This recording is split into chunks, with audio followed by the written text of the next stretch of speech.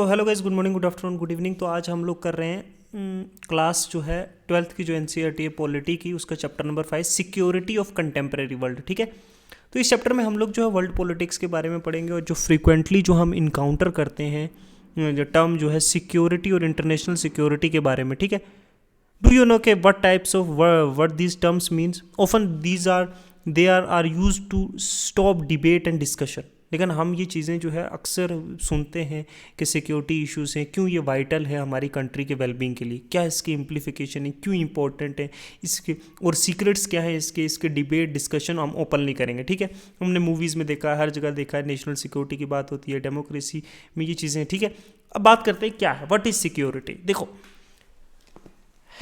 Eight it most जो है, जो सिक्योरिटी है वो क्या है? सिक्योरिटी इंप्लाइज कि freedom from threats, human existence and life of a country are a full of threats. Does that means that every citizen threat count as security threats? Every time a person stepped out of his or her house there is some degree of threat of their existence and the way of life. Our world would be saturated with security issues if we took such a broad view of what is threatening. देखो, basically security imply करता है कि freedom from threat, किसी भी मतलब किसी भी डर या किसी हमले से, किसी चीज़ से, है ना, हमें क्या है, फ्रीडम हो। लेकिन क्या हर एक थ्रेट, धमकी, कोई जानलेवा काम जो है वो थ्रेट ही है? क्या हम घर से बाहर निकलेंगे और हमें अपनी जान का खतरा है? अगर यही सब कुछ थ्रेट होता है सिक्योरिटी इशूज़ का, तो फिर तो बहुत बड़ा बात है। लेकिन those who study security therefore generally say that only those things that threaten core values should be regarded as being the interest of discussion of security. मतलब those things जो core values should be regarded as, मतलब क्या समझे? नहीं समझे? समझो कैसे। core values है क्या? कि जो सिर्फ core values को थ्रेट करे वही है क्या सिक्योरिटी थ्रेट? कैसे? अब कोर वैल्यूज़ क्या है? तो core values of the country as a whole, मतलब एक कंट्री जो है एज ए होल को अगर कोई चीज़ थ्रेट कर रही है, ठीक है, वो है थ्रेट। कोई स्वर्गनीति की थ्रेट है हमारे पे, कोई आर्म रिबेलियन हुआ है इंटरनल या एक्सटर्नल जो कंट्री को तोड़ सकता है, या कोई बाहर से जो एक्सटर्नल एग्रेशन हो रहा है हमारी स्वर्गनीति पे, उस तरह के कोर वैल्यू जो ऑर्डिनरी वुमेन या मेन है स्ट्रीट पे, do government on the behalf of the citizen always have the same notion of core values as the ordinary citizen? क्या कोर वैल्यूज़ में ऑर्डिनरी मैन और वुमेन भी आते हैं जो स्ट्रीट्स पे चल रहे हैं? क्या गवर्नमेंट बिहाफ ऑफ सिटीजन्स के जो है कोर वैल्यूज़ में ये ऑर्डिनरी सिटीजन को भी इन्वॉल्व करती है? फर्दर मोर, जब हम स्पीक करते हैं थ्रेट्स की जो कोर वैल्यूज़ को है, how intense should be the threat be? कितना सख्त होना चाहिए? श्योरली बड़ा या छोटा होगा threat, virtually every value we hold is dear. हर एक वैल्यूज़ जो हम रखते हैं, क्या वो तो हमें प्यारी है ना? Can these threats, security threats, every time another country does something or fail to do something, this may damage the core values of one country. Every time एक पर्सन जो स्ट्रीट पे किसी के साथ चोरी होती है, सिक्योरिटी जो ऑर्डिनरी पीपल की है, as their daily life is harmed. किसी की अगर जेब भी काटी जाती है ना बस स्टैंड या रेलवे स्टेशन या किसी गली में, वो भी क्या है, हम लोग सिक्योरिटी प्रोवाइड नहीं कर पा रहे हैं सिटीजन ऑफ इंडिया की, वो भी कहीं ना कहीं हमारी जो डेली लाइफ है उसको हार्म कर रहा है। Yet we would be paralysed if we look such an extensive view of security. लेकिन अगर हम इतना बड़ा व्यू भी लेंगे ना एक्सटेंसिव, हम पैरालाइज हो जाएंगे, because we won't be able to do everything everywhere at every time. ठीक है, ये दुनिया जो है ना, world is full of danger, कितना अच्छा था, world is full of danger, कितना अच्छा कोट है। ठीक है, but so we are brought to a conclusion कि सिक्योरिटी रिलेटेड टू सिर्फ एक्सट्रीम डेंजरल थ्रेट्स हैं जो है ना, दैट कुड इंडेंजर्ड हमारी कोर वैल्यूज, द वैल्यू जो डैमेज कर सकती हैं, जो बियॉन्ड रिपेयर है, जिस रिपेयर भी नहीं हो सकते, इन्हें हम मानते हैं। If we did not do something to deal with this situation, having said that we must admit, अगर हम जिनको हमें कुछ करना पड़ेगा रिजोल्व करने के लिए, नहीं तो ये हमारे कोर वैल्यूज़ हैं जो उनको डैमेज कर रहा है, सेकुलरिज्म जैसी वैल्यूज़ को डैमेज कर रहा है, या फिर स्वर्गनीति जैसी वैल्यूज़ को, या फिर हमारे बॉर्डर डिस्प्यूट्स हैं उनमें जब कोई इंटरनल या आर्म एग्रेशन हो रहा है जिससे एक लार्जर थ्रेट हो, ठीक है, एक लार्जर जो हमारी जो वैल्यूज़ जो हम होल्ड करते हैं वो डैमेज हो रही हो, तब हमें कुछ करना पड़ेगा। फॉर इंस्टेंस सोसाइटी को हमेशा सेम जो है कंसेप्शन होती है सिक्योरिटी की, it would be surprising if it because so many thing changes around the world, बहुत सारी चीज़ें बदल रही हैं, और given the time in the world history society have the same conception of society again, security again. It would be amazing कि अगर 650 crore people जो ऑर्गेनाइज हो नियरली 200 कंट्री में रहते हैं, अगर उनके पास सेम कंसेप्शन है सिक्योरिटी की, सेम तरह की वो आइडियाज़ होल्ड करते हैं सिक्योरिटी रिलेटेड, है ना, putting various notion of security under two groups. एक तो ट्रेडिशनल है, एक non traditional conception of security है। अब हम दोनों पढ़ेंगे। ट्रेडिशनल नोशन क्या है सिक्योरिटी के जो लोग होल्ड करते हैं, एक्सटर्नल है ना, और इंटरनल, और फिर हम पढ़ेंगे नॉन ट्रेडिशनल, एक्सटर्नल और इंटरनल। ठीक है, देखो मोस्ट ऑफ द टाइम जब हम सिक्योरिटी के बारे में पढ़ते हैं ना, वी टॉक अबाउट ट्रेडिशनल या नेशनल सिक्योरिटी का जो कंसेप्शन है, इन ट्रेडिशनल कंसेप्शन में क्या होता है कि ग्रेटर डेंजर होता है कंट्री को फ्रॉम मिलिट्री थ्रेट। किसी मुल्क की फौज से मिलिट्री थ्रेट जो होता है किसी भी कंट्री को, उसको हम क्या कहते हैं, ट्रेडिशनल। जो एक कंट्री दूसरी कंट्री के साथ मतलब वॉर में जब जा रही है, शायद 1962 का हम चाइना वॉर ही ले लेते हैं, जब एक दूसरी मिलिट्री आमने सामने थी, या कारगिल वॉर ले लो इंडिया पाकिस्तान का, जब दोनों फौजें आमने सामने थी, ये एक एग्जाम्पल है मिलिट्री थ्रेट का। क्या? मिलिट्री थ्रेट का। ठीक है, ओके। अब देखो, the source of this danger is another country which bye threatening military action endangering जो कोर वैल्यूज सॉवर्निटी, इंडिपेंडेंसी या टेरिटोरियल इंटीग्रिटी। तो मिलिट्री एक्शंस जो लिए जाते हैं, इसमें बहुत सारे लोग जो हैं, वॉर होती है, सोल्जर्स जख्मी होते हैं, मारे भी जाते हैं ना। इस रिस्पॉन्ड करने के लिए गवर्नमेंट 3 बेसिक चॉइसेस होती है गवर्नमेंट के पास। या तो वो सरेंडर कर दे, या वो इस वॉर को प्रिवेंट करे कि other side from attacking by promising to raise the cost of war to an unexpectable level, या तो वो डिफेंड करे अपने आप को वॉर के टाइम पे। ठीक है, इस तरीके की ये ट्रेडिशनल सिक्योरिटी पॉलिसीज जो हैं वो थर्ड कंपोनेंट है, जहाँ बैलेंस ऑफ पावर होता है, जहाँ कंट्री जो है look around them and they see that countries are bigger and stronger, है ना। When they see that some जो कंट्री बिगर और या स्मॉलर हैं, स्ट्रॉन्गर हैं, उनके साथ clue who might be threaten in future. For instant कोई नेबरिंग कंट्री है, मे बी से इट प्रिपेयरिंग टू अटैक, वो हम पे अटैक करने वाले, है ना। This may not be obvious reason for attack, but the fact is that this country is very powerful, जैसे चाइना है ना, पावरफुल। तो हम लोग क्या करेंगे, at some point in future वो अग्रेस हो सकते हैं हमारी गवर्नमेंट के खिलाफ, to be aggressive government are, therefore very sensitive balance of power होना चाहिए between countries and other countries, है ना। हमें अलायंस होनी चाहिए दूसरी कंट्रीज के साथ, कि अगर ये स्ट्रॉन्ग कंट्री कोई हमारी एनिमी है, तो हम किसी स्ट्रॉन्ग कंट्री को अपना क्या है, फ्रेंडली रिलेशन भी होने चाहिए, ताकि एड कर सके कल परसों जब वॉर होगा। तो एक बैलेंस ऑफ पावर्स होते हैं। ठीक है, फोर्थ रिलेटेड कंपोनेंट है ट्रेडिशनल सिक्योरिटी पॉलिसीज का अलायंस बिल्डिंग होनी चाहिए, मैंने अभी बताया, कोलिशन होनी चाहिए डिफरेंट स्टेट्स के साथ। ठीक है, फॉर्मलाइज एक रिटन ट्रीटीज होनी चाहिए based on fairly clear identification of to constitute threat, countries forms alliance to increase their effective power related another alliance और alliance are based on national interest and can change when the national interest changes. तो एक दूसरी country के साथ हम alliance बनाते हैं, वो उसमें रिटन एग्रीमेंट्स भी हो सकते हैं कि हमारी हेल्प की जाएगी जब हमारे साथ होगा, जब इंडस्ट्रीज जो है वीक होती हैं। ओके, समझे कि नहीं समझे? इस तरीके से होता है।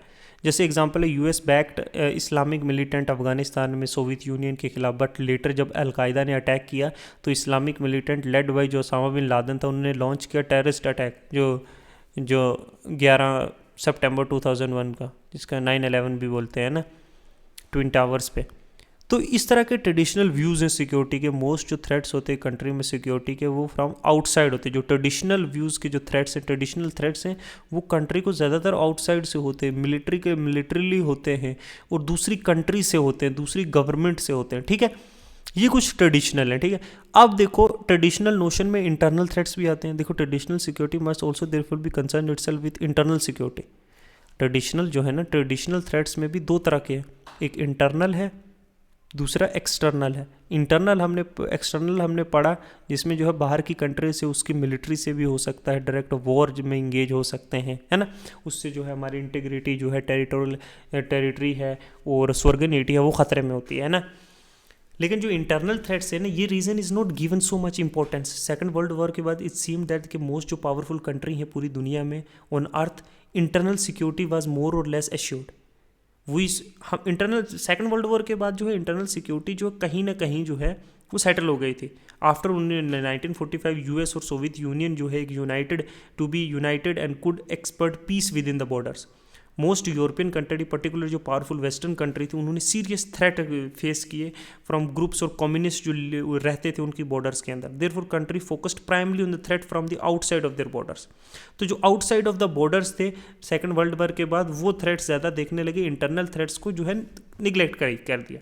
Again we draw our attention and context situation. हमने पीरियड देखा सोवियत यूनियन का, वर्ल्ड वॉर का, कोल्ड वॉर का, और यूएस लेड अलायंस फेस्ड जो सोवियत लेड अलायंस था, कम्युनिस्ट अलायंस। अब वो जो दो मिलिट्री फील्ड अलायंस थी वो एक दूसरे के अटैक से जो है मतलब डरे हुए थे कि रशिया हम पे अटैक कर सके। यूएस सोच रहा है और रशिया सोच रहा है कि सोवियत यूनियन जो यूएसएसआर सोच रहा था कि रशिया हम पे अटैक करते। दोनों के बीच में एक आर्म रेस लगी हुई थी कि मैं ज़्यादा आर्सनल बनाऊँ, मैं ज़्यादा बनाऊँ, स्पेस रेस लगी हुई थी, ठीक है।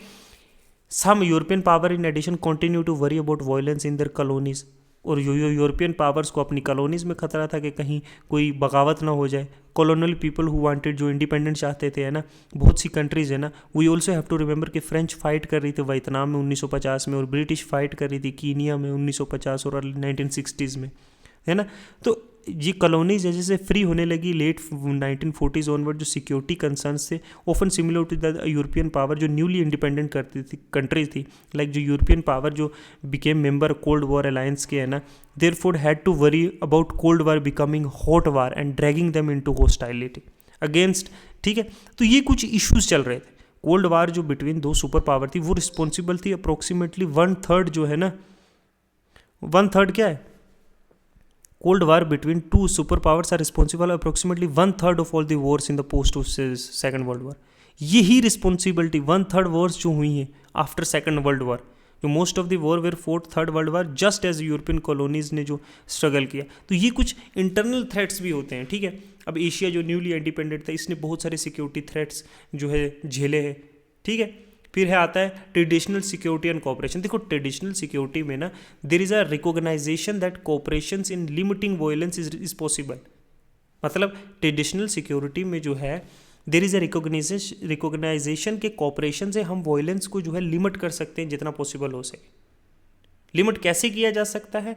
देखो, limit related to both and and mean of war. It is now almost universally accepted कि countries should only go to war for the right reason, primarily self defense or to protect other people from genocide। ये माना जाता है आजकल के इन post modern world के country सिर्फ दो ही तरीकों के लिए वॉर पे जाना चाहिए। या तो वो अपने जो है सेल्फ डिफेंस के लिए वॉर कर सकती है, जैसे अभी इज़राइल बोल रहा है कि मैंने सेल्फ डिफेंस के लिए पैलेस्टाइन पे वो जो है वॉर जो है क्या किया है, इंगेज किया है वॉर एक्टिविटीज़ में, क्योंकि मुझे सेल्फ डिफेंस करना है ना। या फिर वहाँ के पीपल्स को अगर जेनोसाइड हो रहा है किसी कंट्रीज़ के, दूसरी कंट्री इन्वेड कर सकती है वहाँ पे कि जेनोसाइडल। दो तरीके से war must also be limited in terms of mean that are used, कि आर्म्स वो जो अवॉइड करे किलिंग या हर्टिंग जो non combat as well unarmed या सरेंडर्ड कॉम्बैट है ना, सिविलियंस के लिए खासकर वैसे लोगों के लिए, ठीक है। There should be excessive violent, there should not be excessive violent, ठीक है। Forces must be in any case used only for alternative have failed. Forces तभी यूज़ करने चाहिए जब बाकी अल्टरनेटिव्स जो रास्ते हैं वो फेल्ड हो जाए। तो वॉर्स भी एक कोऑपरेशन के साथ होगी, क्योंकि आजकल के जो हाईली जो एडवांस्ड जो वेपन्स हैं उसमें जो बड़ा ध्यान से यूज़ करना पड़ेगा। Traditional view of security do not rule out the forms of cooperation as well. Traditional securities में भी ये कोऑपरेशन का जो है ये रूल्स एंड रेगुलेशन नहीं फॉर्म आउट होते हैं ना। Most importantly the disarmament, arm control और कॉन्फिडेंस बिल्डिंग और disarmament required all state to give up certain kind of weapons. जैसे फॉर एग्जांपल जो 1972 में बायोलॉजिकल वेपन कन्वेंशन था, उनने 1997 में केमिकल वेपन कन्वेंशन था, उसने बैन कर दिया प्रोडक्ट और पोजेशन ऑफ जो केमिकल या बायोलॉजिकल वेपन्स हैं उनका यूज़ करना वॉर में। मोर देन 155 स्टेट्स ने जो है 193 स्टेट्स में से वो BWC और CWC जो है इन दोनों कन्वेंशंस को जो है माना है। बोथ सुपर पावर जो यूएस और सोवियत यूनियन है did not want to give up the third type of weapon जो केमिकल है, नहीं सॉरी न्यूक्लियर वेपन्स है, so they pursued arm control. ठीक है, arm control regulation and acquisition और डेवलपमेंट ऑफ वेपन जो एंटी बैलिस्टिक मिसाइल्स हैं या ट्रीटी 1972 साइन की ये ट्राइड टू स्टॉप यूएस और सोवियत यूनियन ने इसको स्टॉप करने के लिए कि बैलिस्टिक मिसाइल्स का यूज़ किया जाए as a defensive shield to launch a nuclear attack. ठीक है, यूएस और जो है सोवियत यूनियन ने साइन किए number of other control treaties जिसमें जो है स्ट्रेटेजिक आर्म लिमिटिंग ट्रीटीज़ भी है, SALT 1 second, strategic arm reduction start, ये ट्रीटी साइन की गई है ना। नॉन प्लोरिफिकेशन ट्रीटी 1960s में आई जिसे आर्म कंट्रोल ट्रीटी भी कहा जाता है, जिसे न्यूक्लियर वेपन्स का जो है रेगुलेशन होगा, एक्विजिशन ऑफ न्यूक्लियर वेपन और जो है स्ट्रिक्ट प्रोहिबिशंस के साथ यूज़ होंगे। तो there are number of treaties. ठीक है, ठीक है, नॉन ट्रेडिशनल नोशंस में भी बहुत सारी चीज़ें आती हैं। देखो नॉन ट्रेडिशनल नोशन जो है सिक्योरिटी जो बियॉन्ड मिलिट्री थ्रेट्स हो, जहाँ वाइड रेंज ऑफ थ्रेट्स या डेंजर जो अफेक्ट कर रहे हो कंडीशन ह्यूमन एग्जिस्टेंस का। ठीक है, they began by questioning the traditional reference of security. In doing so they are also require to question 3 elements: what is being secured, what kind of threats and approach of security, and when the referent means security for who। अगर एक traditional जो security conception है ना, इसमें जो referent state होती है ना, जिसकी टेरिटरी या गवर्निंग जो इंस्टीट्यूशंस होते हैं, जो नॉन ट्रेडिशनल कंसेप्ट्स होते हैं, उसमें सिक्योरिटी किसके लिए है ना, not just the state but also individual या कम्युनिटी का, इंडीड ऑल ह्यूमन काइंड के लिए। Non traditional view of security has been called human security या global security. Human security is all about protection के ह्यूमन बींग्स का protect करना है more than protection of state, कि human beings को protect करना है। स्टेट वहीं जो ट्रेडिशनल सिक्योरिटी है ना, वहाँ स्टेट की प्रोटेक्शन की बात आती है ज़्यादा। ठीक है, स्टेट की प्रोटेक्शन की बात ज़्यादा आती है, जबकि नॉन ट्रेडिशनल में ह्यूमन प्रोटेक्शन की बात ज़्यादा आती है। नॉट ऑटोमेटिकली मीन प्रोटेक्ट करना है सिटीजन को किसी फॉरगन अटैक से। Condition for security of individual है ना, उनकी जान को खतरा ना हो। जितने भी ह्यूमन सिक्योरिटी एग्री करते हैं, प्राइमरी गोल है वो प्रोटेक्ट करना है किसी इंडिविजुअल को। प्रिसाइजली थ्रेट्स जो हैं वो चाहे डिफरेंस होंगे, अलग अलग है ना, लेकिन नैरो कंसेप्ट भी लिया गया है यहाँ पे सिक्योरिटी का, कि वॉयलेंट थ्रेट ना हो किसी इंडिविजुअल को। फॉर्मर जो यूएन जनरल थे कोफी अन्नान ने पुट के प्रोटेक्शन ऑफ कम्युनिटी या इंडिविजुअल का किसी भी इंटरनल वॉयलेंस से। फॉर एग्जांपल एथनिक क्लैशेस होते हैं बिटवीन वेरियस एथनिसिटीज़, वहाँ प्रोटेक्ट करना है सिटीजन्स को। मणिपुर की तरह ना हो कि thousands of people were killed and burn, women were been naked and were burn. इस तरह की चीज़ें नहीं होनी चाहिए। ये इस तरह के कि ह्यूमन की सिक्योरिटी, ठीक है, थ्रेट एडेंजर शुड इंक्लूड जैसे हंगर से, डिजीज से, नेचुरल डिजास्टर से, because these kill far more people than war या जेनोसाइड या टेररिज्म। इन चीज़ों से, बीमारियों से भी तो बचाना है ना। ठीक है, ग्लोबल सिक्योरिटी। नए सोर्स ऑफ थ्रेट्स भी हैं जैसे टेररिज्म है, जो पॉलिटिकल वायलेंस है, जो टारगेट करता है सिविलियन को डिलिबरेटली और डिस्क्रिमिनेटली। इंटरनेशनल टेररिज्म इन्वॉल्व करता है सिटीजन्स को, जो एक कंट्री के सिटीजन सिविलियंस को टारगेट किया जाता है, दूसरी कंट्री के द्वारा प्लेन्स को हाईजैक किया जाता है, बॉम्बिंग की जाती है ट्रेन पे, कैफ़ेज़ पे, मार्केट्स में, है ना। स्पेसिफिकली जो है चिल्ड्रंस को जो है childrens, womens and young peoples जो टारगेट किए जाते हैं ना, जो इनोसेंट सिविलियंस हैं उनको मारा जाता है। ठीक है, ये एक टेररिज्म का नया फॉर्म है जो नॉन ट्रेडिशनल्स में भी आता है ना। ह्यूमन राइट 3 तरह के, देखो human right has been classified into 3 types. First type is political right है ना, जो फ्रीडम ऑफ स्पीच है। सेकंड टाइप जो इकोनॉमिक है, जो सोशल राइट्स है। थर्ड टाइप है जो राइट ऑफ कॉलोनाइज पीपल और दी एथनिक और इंडिजिनस माइनॉरिटीज़ पीपल है, जो ऑल ओवर द वर्ल्ड रहते थे ड्यूरिंग कॉलोनीज, है ना। ग्लोबल पॉवर्टी की बात की गई है यहाँ पे। ठीक है, ये इन चीज़ों पे बात हुई है। ह्यूमन एपेंडेमिक की बात है। ये सब आपको जो है ना, ये सिक्योरिटी इश्यूज जो हैं, ये जो हैं ये आपको पढ़ के आ जाएगा। इसमें मुझे कुछ समझाने लायक ऐसा मुझे दिखा नहीं है ना। समझाने लायक होता है I would have made you understand, है ना। तो अगर आपको यहाँ पे जो है ये सब चीज़ें जो है, आपको ये इंटरनल सिक्योरिटी स्ट्रेटजीज़ क्या है इंडिया की, ये आप पढ़ लेना। ठीक है, या कोऑपरेटिव सिक्योरिटी क्या है। These are all not very important thing that I could make you understand. ये पढ़ के आपको समझ आ जाएगा। जो चीज़ अंडरस्टैंडिंग है वो मैं आपको समझा सकता हूँ कि ट्रेडिशनल सिक्योरिटी थ्रेट्स क्या है, नॉन ट्रेडिशनल सिक्योरिटी थ्रेट्स क्या है, इंटरनल थ्रेट्स क्या है, एक्सटर्नल थ्रेट्स क्या है। ये चीज़ें इस चैप्टर में इंपॉर्टेंट है, ठीक है। ये पढ़ लेना। ग्लोबल पॉवर्टी के बारे में ये चीज़ें हम लोग जो है जब सोसाइटी के एनसीईआरटीज़ पढ़ेंगे उसमें डिटेलिंग में करेंगे, जो सिक्योरिटी के बारे में पढ़ेंगे उसमें डिटेलिंग में करेंगे। ओके, तो इतना ही रखते हैं आज के लिए। Thank you, good bye.